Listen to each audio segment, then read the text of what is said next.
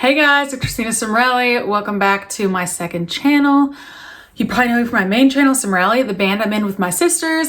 And this is my second channel. I talk a lot about more like pregnancy, motherhood, womanhood, stuff like that.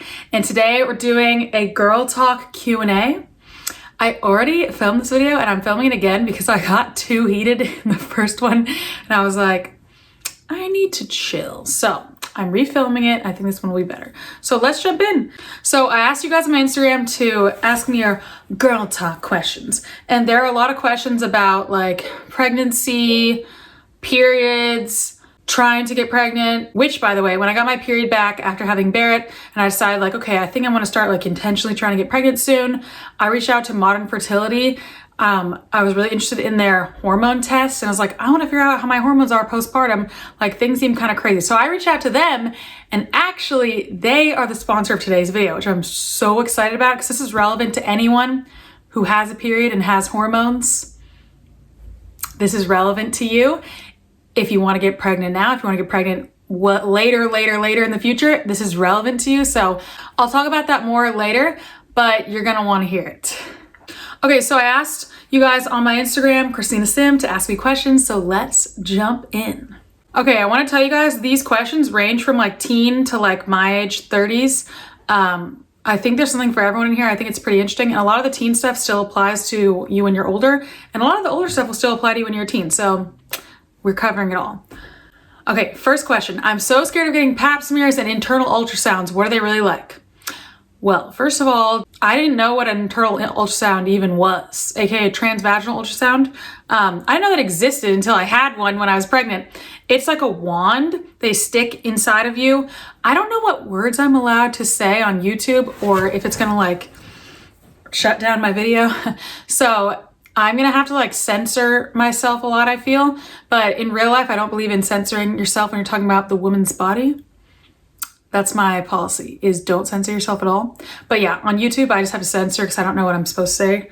I don't know what's gonna like put me in YouTube jail or whatever, so I'm gonna be censoring myself, which is really annoying, but I don't do that in real life. Anyway, internal ultrasound goes inside of you, down below. I assume it's transvaginal, you get what I'm saying. And it's like a wand that they stick inside of you. It was kind of uncomfortable, but not really, not the worst. I just like breathe and relax my muscles. If something like that hurts, there's generally something going on with your pelvic floor. Your pelvic floor is a bunch of muscles and they like contract and relax and expand and whatever the opposite of expand is. And it's actually really, guys, this is one of my biggest messages in life, my biggest crusades. Lots of women have pelvic floor problems and nobody wants to talk about it. It's not just something that happens after pregnancy. I have questions in this from teens that I suspect may have pelvic floor problems with tampons. Getting a pap smear is incredibly painful, or transvaginal ultrasound, anything like that. If things like that are painful, you may have a pelvic floor issue. You may have a tight, overactive pelvic floor. I know this because I have one, and I've seen a pelvic floor physical therapist. And sometimes it's hard to get a doctor to refer you to one. And you have to look it up yourself, which is really annoying. And you have to find one yourself. But it sucks. But I am just trying to educate everyone on that I can, because you need to know that a lot of women have these issues, but it seems like no one will talk about it. So a pap smear and a transvaginal ultrasound, they're not supposed to hurt. They might be slightly uncomfortable, but if they're like really, really hurting, there is hope for you. There are cures for this I don't know if cure is the right word, to heal your pelvic floor and to help you with that. So pelvic floor, physical therapist, Google it, look it up, look up tight pelvic floor, painful, look up like painful, tampon, whatever. I'm getting to that later, but look those up. All right, next. My biggest fear is pain, but motherhood and pregnancy is my number one dream, how to manage. I can really relate to this because when you're a kid, it's like all you learn, well, at least for me in my household, in my life, you just learn that birth is going to be the worst experience of your life, basically, and that women just have to go through the most pain ever and everything sucks, basically. So that's kind of what I learned from, that's just a normal message out there, I think, from TV's, movies, and women in general passing it down. And that can really mess with you when you've been conditioned for 20 plus years to be thinking like, okay, I'm about to have the worst thing ever happen to me. There's a lot of like undoing to happen there. That's a longer conversation, but I will say, I was terrified of blood, needles, pain, surgery before pregnancy. And then guess what I got from pregnancy and birth? Blood, needles, pain, and surgery. I had to do a shot every day. I did 200 something shots, and I do a lot of blood tests. There was a lot of blood involved in my miscarriage and then my birth. I had emergency C-section, and you know what? I overcame a lot of fears, and I'm so much stronger now. I almost fainted the first couple blood tests I did, like I almost fainted. And after pregnancy, the blood tests I've gotten since did not almost faint. I overcame my fears. So I totally sympathize with you. It is difficult to deal with these fears, but you take it one step at a time. You don't have to do all your fears in one time and go through 9 months in one day. You go through moment by moment, and you just got to try to get yourself through that one moment to the next moment, through that one day to the next day. What do you think of purity culture in today's world? This is a really big topic. This is a very controversial topic. I have a lot of thoughts on it. I did not grow up in purity culture. I didn't even know about waiting till marriage till I was like older. It's kind of weird to think of, but I know people who have, and I've heard a lot of people's stories of like their church being very much into it, or their community or their family. And purity culture, a lot of purity culture from what I've seen is very toxic, like very toxic. And I'm saying this as someone who chose to wait till marriage and very much appreciated that decision. Like I feel very good about the decision. I'm very happy I did it, and it worked really well for me. It was for me for religious reasons, and then scientific and practical reasons. Once again, it's a very controversial topic, and I'm in very much the minority here, so I don't really want to talk about it that much right now. Like if you look at statistics, I'm really in the minority. But anyway, purity culture is for the most part toxic from what I've seen, unfortunately. That just really sucks. And someday maybe I want to put out a message about purity that's better, but it's hard to find the words to say. I mean, I've been thinking about this a lot, but it's hard to get it out there in a great way. But I don't believe most of the messages from purity culture. I absolutely do not line up with them and do not believe in them. It just can be, I've seen some really toxic stuff out there, and it's just really messed up. How do you deal with the stress and worry when trying to conceive? Yes, trying to get pregnant can be really stressful. However, I haven't had the most stressful time in my journeys. Like some women have just had such heartbreaking, exhausting, draining, disappointing, painful times, and I cannot relate to that. I can't really speak to that, and I just can't even imagine going through that. I feel so much for them, but then I just feel bad because I can't even empathize properly because I haven't been through that, so I just feel bad. But anyway, dealing with the stress, educate yourself. There's so much to be learned about a woman's cycle. If you guys don't know this about me, but I never talk this online, but women's reproductive health, menstrual cycle, fertility, hormones, that's like my biggest passion in life almost. Like I'm obsessed. It's kind of scary, but the more I've learned, the more I've realized women don't know and should know about our health and how messed up that is. So I'm just so passionate about it, and there's so much to learn. Learn as much as you can. That will help you as much as possible. I'll link a book that's really incredible. A lot of fertility specialists recommend this book. I will link that, and that will be a great place to start with your education. Okay, as we're talking about all this hormones and everything, it's a great time to tell you guys about Modern Fertility, who once again, I reached out to because I needed this in my life. I got the box right here of the Modern Fertility hormone test that you can take in your home. It's really convenient. You don't have to go to the doctor. I mean, some people are really shy about that anyway, and nowadays, like, no one wants to go to the doctor. We want to stay in our houses, you know? So, Modern Fertility hormone test, opening up. Here's a little bag that's cute. So why did I want to take this, and why would you want to take this? First of all, if you want to get pregnant ever in your life, now or later, this can give you some great insight into a lot of things. This can tell you about your egg count, which I'm really curious about, your thyroid health, incredibly important, and other levels of different hormones, which can give you insight into possibilities like PCOS and other things. Once again, life-changing information This goes for people who want to get pregnant like right away, or even if you're not trying to get pregnant in like 10 years and you just want to learn about your cycle and take charge of your health as a woman and learn about these levels of your hormones and what they could mean for you. Like, this could seriously change your life. If you find you have some imbalance or something going on, you're empowered with that knowledge to come up with a plan with your doctor to fix these things.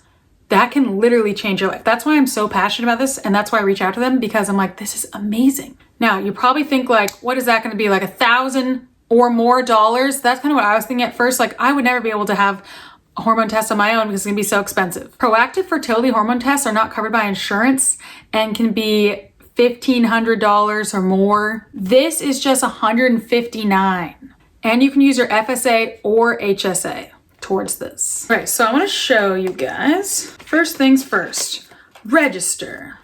So I'm opening this up, taking the little top thing off.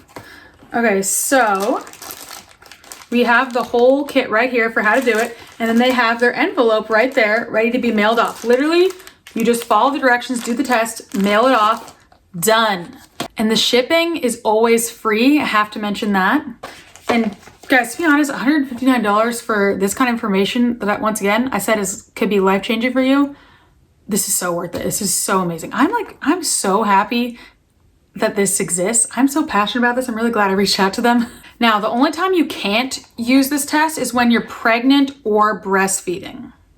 Major key. And if you're over 45 or under 21. Now, I have a discount for you guys. If you use the link in my description, you get $20 off. So make sure you click that link in my description. Check this out. Look it over. See if it's right for you. To be honest, I think it's right for literally everyone, because I think everyone needs to check their hormones. But I've literally told multiple friends about this already, and I'm telling my sisters they all need to take this, because everyone deserves to have this information about themselves, and I think can benefit from having this information. Well, duh, of course you can. Women need more information on their reproductive health. It's just not talked about enough. We don't have enough information. We need to test our hormones. We take this into our own hands, literally, and test our own hormones. Go to the link in my description, use that link, $20 off. This is so important. How to stop seeking male validation. Well, I can really relate to this, especially as a teen. Let me just tell you what I did. It's been quite the journey for me, and I think through therapy, especially just realizing why I was seeking validation, like what was it? I felt insecure and not like good enough on my own. I thought the way I could be worth something was if someone saw something in me, if I did well at something, I achieved something, I accomplished something. So once I started to dismantle that, especially when we were doing You're Worth It, our song, I had to question that a lot, because I was telling people about that message as I was learning it myself. And it was really hitting me like, I'm not like a worthy human being because a guy is attracted to me or pays attention to me. That doesn't determine my worth. And if a guy ignores me, it doesn't diminish my worth. My worth's not going to go up and down based on how people pay attention to me. So that's kind of my journey on that. Did you like having a C-section? Absolutely not. I had an emergency one. I've heard that when people have like a more planned one that's not so emergency, it can be more healing and not horrible, but hopefully if I have to have another one, it will not be like my first one. I hated it, but I made it through and I grew, so. Do women need to shave all their body hair? No. You don't need to shave anything if you don't want to. That's just a really messed up thing that we're just told as women, that we need to shave everything and be hairless, whatever, which is interesting because hairless is like a child. Like when you're a kid, you're more hairless than, you're not hairless, but you're more hairless, And then it's like you get older and you're like, erase all signs of womanhood and be hairless. Like what? It's just weird. So I think no, you don't have to shave anything if you don't want to, and you only should if it makes you comfortable. And if a man is making you feel not good enough because of that, or is like insulting you because of that, it's not a good sign. It's a bad sign. So no, I hate this pressure on women, and it's like, we see it like from day one, basically, when we're watching movies and TV. Like, I don't remember ever seeing a woman with body hair. I just remember seeing hairless women, like every movie and show. Hairless women, that's all I saw. I didn't even know women would get body hair. When I started getting hair, I was like, what the heck? Something's wrong with me. I gotta quick get rid of this. And that is messed up. It's just hair. We shouldn't be ashamed of it. Okay, I got so many questions about tampons. How do I feel more comfortable putting tampons in? This is what I was talking about earlier. If you're uncomfortable with it, it's probably, I mean, I don't know, but I'm just telling you from the things that I do know. It could be because your pelvic floor is tight, overactive, whatever. There are exercises you can do with a pelvic floor physical therapist. You can also search this on your own if you can't have access to one right now. And it's just like breathing and relaxing and stretching stuff that can help you get in touch with those muscles and learn how to relax them and how to engage them, how to get to know your pelvic floor. I feel like I sound like a middle school health teacher or something, like one who's like too passionate about her job. That is who I am though. So learn your pelvic floor, search it if you have problems with tampons. There is a lot more information on this online now. So look into that, search like painful tampons, how to make it better, pelvic floor, physical therapy for tight pelvic floor, stuff like that. And you will find there's a lot of stuff on YouTube now actually, but I always suggest going to your doctor. Unfortunately, a lot of times your doctor will not refer you to a pelvic floor physical therapist. I experienced this myself. I just find one on my own and then we end up working together and oh my gosh, my life got so much better. When I was pregnant, we did that. I learned so much from her. It was amazing. And I just learned how most women seem to need to work with one before pregnancy or after pregnancy. A lot of women can't hold their pee in after pregnancy and they're like, oh, it's just a thing that happens after pregnancy. But it's not just a thing. That's a sign of like a weaker pelvic floor and you can do exercises to help correct that and heal. But women, unfortunately, are not really told that, which is messed up. How do you care for your hair so you only have to wash it once or twice a week? Okay, my hair is fine and oily and I just put it up in a bun and it doesn't look very oily for a few days. So that's how I wash it once a week. I'm not sure, or a hat. I can also do a hat as well and that looks cute. My cycle is not consistent. It varies between 28 and 35 days. What should I do? Okay, I always say talk to your doctor. Unfortunately, a lot of times doctors don't offer much help in this area, which is weird because they're doctors. You'd think they would, but I have done a lot of research on this because fertility, to be very fertile, you want to have a very healthy cycle. It's not just that though. Did you guys realize that your menstrual cycle affects just your general health and is also a marker of your general health? Like if you're having a lot of major period issues, that can be pointing to other health issues and issues with your hormones, issues with lots of different things, PCOS, lots of other stuff, or thyroid, or like so many things I can't even name. Having a period that is incredibly debilitating, painful, really irregular, just really heavy, really long, all sorts of things like that. That's not something that should be shrugged off by doctors. That's something that could be something serious or it could just be something that's really ruining your life and it's because there's something behind it. These things don't just happen. Like a healthy cycle looks a certain way and your body is made to have a healthy cycle. And it's not just for getting pregnant, it's for your general health so you can thrive as a woman. So for your question, it's varying 20 to 35 days. Why is that? Of course, I don't know, I'm not a doctor, but I can tell you why mine was doing that. I track my cycle. So if you look into tracking your cycle, you take your temperature in the specific way every day and you track your cervical mucus, which is your discharge, another word people use for it, which changes like every couple days, every week of your cycle because your hormones are changing all the time. If you look at a chart of your hormones in your cycle, like day 1 to day 30, whatever it is for you, you'll see this hormone's going up and then down. This hormone's going down and then up. This hormone's spiking here, then going down. This one's staying down and then spiking here. There's a lot of hormones going on and they're doing different things. So at any given time, you have a different amount of different levels of different hormones. So that changes your cervical mucus, and one type is really fertile, like ready to help sperm fertilize an egg. Another type is the opposite. It's like, nope, don't go anywhere near the egg. This is not happening.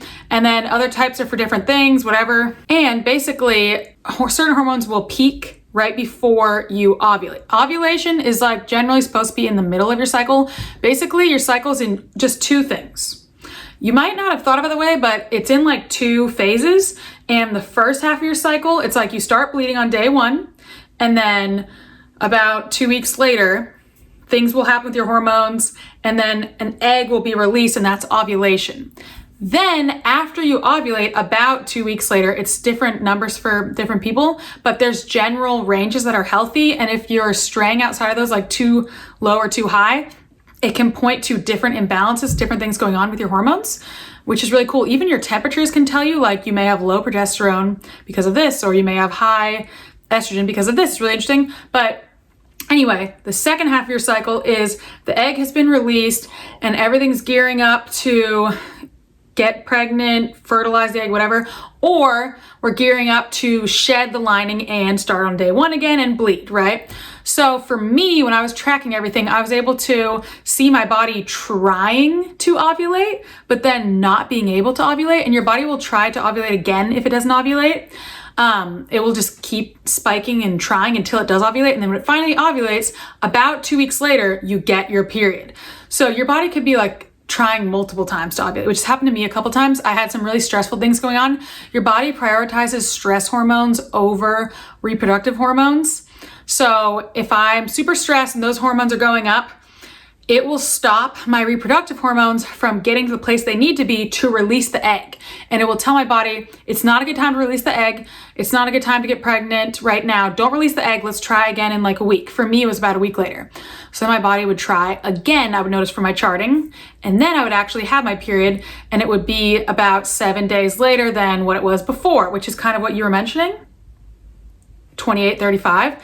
So if that were my cycle, I don't know about yours, but for mine, if it was 28 one month and the next it was 35, that would probably mean for me that my body tried to ovulate and couldn't because I was stressed or something, and then it tried again and then it was able to. There's other reasons besides stress, like a lot of nutritional things, like things you can be deficient in or not eating frequently enough, which is another stress within your body, over-exercising, not sleeping enough. All these things really affect your cycle, and your cycle can also help improve certain things with the different hormones. But anyway, I don't want to get too much into it, but that's that. When did you get your period back after having Barrett? I think it was 8 months later. Thoughts on teen pregnancy? I don't really know what thoughts I have besides people need to stop shaming and judging teens when they're pregnant, because once you get pregnant, it's like they're pregnant. Like now they need support. They don't need to be shamed and judged. Okay, I got so many questions on waiting till marriage. I haven't talked about this in a long time, probably because the internet has gotten so touchy. They didn't used to be this touchy. I used to talk about it a lot. Now they're really touchy. It's really annoying. But a lot of questions. One of them was, how did you resist? If you wait till marriage, how did you resist? Okay, I will tell you what I did. I'm a great person to ask this because I didn't get married till I was 28. I was dating Nick for 9 years. The reason I was able to resist when it was very challenging was because I had a really strong why. I really knew why I was waiting. I had a very strong religious conviction. I had a strong like scientific reasons behind it, strong personal reasons behind it. I just had a really strong, I was just strongly convicted because I'd done so much research into it, because I wanted to explain myself. I don't like it when people ask me when I'm doing something and I can't really explain it. I'm like, oh, I don't want to talk about it. I don't like that. I want to be able to explain it very well, and I want to be able to passionately explain it. So that's why I was able to. You got to have a strong why. Okay, I got so many questions about birth control. I don't think I've ever talked about birth control before. Hot button topic, but this is my PSA to women. We need to question things. We need to question our doctors. We need to advocate for ourselves and our health. There's a lot of things about hormonal birth control that you need to talk to your doctor about. For instance, did you know that for instance, I have blood clotting disorders, and if I were to take certain hormonal birth control, it could cause a potentially incredibly dangerous blood clot for me. Do they test women to see if they have blood clotting disorders before they prescribe hormones to them? Not that I've seen. That's kind of scary. Why don't they do that? That's like really scary. Someone like me could be taking hormonal birth control and causing a clot and not even know it. Like, she didn't even get the chance to know it. She wasn't informed. That is wrong. Here's another example. I know of someone who had really high estrogen, and her doctor prescribed her birth control with estrogen that made her estrogen even higher, and it caused her horrible migraines. I don't know what else. It sounded like her life was pretty bad. It was ruining her life. And when she finally got her hormones tested and figured out her estrogen was so freaking high, she obviously stopped taking that. But it's like, why did your doctor prescribe you hormones without knowing what your hormonal levels were first? Why would they say, oh, let's even out your hormones or whatever? They say to some women like, oh, your period is crazy. Let's give you birth control to even it out, whatever. But they don't even know what your hormones are yet. I've heard that story so many times from so many friends. That's just why I'm like, I don't know. You see a lot of stories now of people quitting birth control and saying it's ruining their life and all this. And it's an interesting thing to consider and to look into. Like, what's going on? And also, having a healthy menstrual cycle is really a part of living a healthy life as a woman. And when you're on birth control, you don't have a normal cycle at all. It stops you from having a period.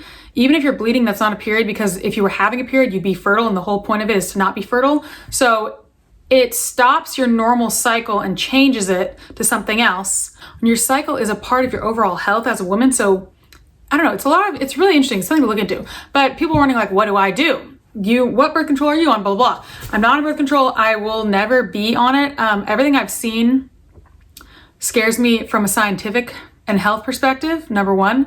And number two, just from a religious standpoint, it's not my journey. What do? I'm doing like fertility awareness method, NFP. I don't know if that's the same thing, but basically I track my cycle. I know for the most part when I'm fertile, and I know this is gonna sound just crazy because it's not the norm and nobody does this. I know it's crazy, but I just pray every month and I'm like, God, do you want me to intentionally try to get pregnant this month? And I pray and I talk to Nick, and that's what we do. And over the summer, I did not feel a strong calling that God was like, get pregnant this month. So we did not intentionally try it all over the summer. And I was very aware of like when I was fertile and everything, and it worked really well for me. And I know a lot of people actually who this does work really well for. It takes a lot of discipline though. It's something you have to look into.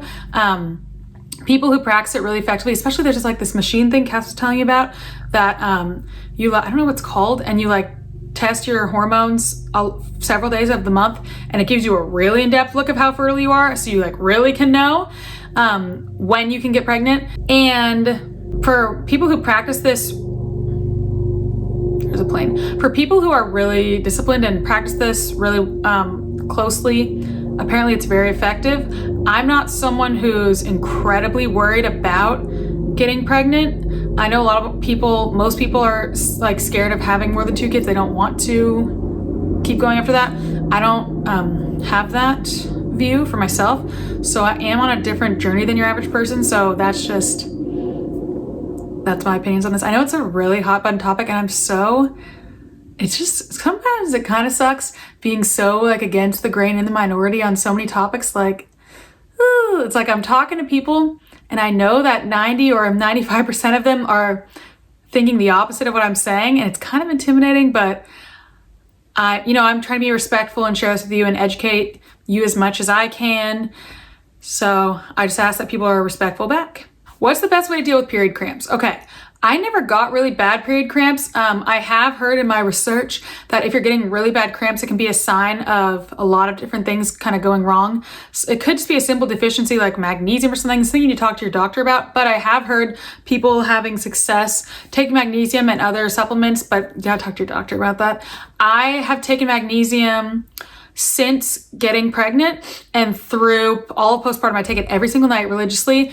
And I don't get any period cramps anymore, like literally zero. Since having Barrett, maybe I'll have like 1 cramp, but like I don't really get cramps. I almost can't tell when I'm on a period postpartum. It's really strange, but my health is in a really good place, and I do take magnesium. I don't know if that's a part of it, but it could be.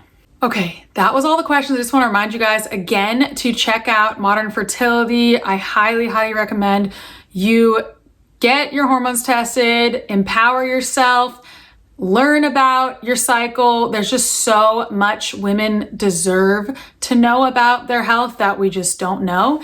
And I think it's an amazing opportunity to have this. So reminding you to check out my link where you can get $20 off. Check out my link in the description, get that discount, get your test, figure out your hormones, get more information about your health. That is what we need to do. We need to empower ourselves. I have a lot of videos coming. I have a lot of video ideas. So I'll see you guys in the next videos. Reminder to stay respectful in the comment section or I'll just delete it because I don't really feel like having a disrespectful comment section. But most of the time you guys are pretty good. So good luck. Not good luck. Have a great day. I mean, good luck and have a great day. I'll see you guys later.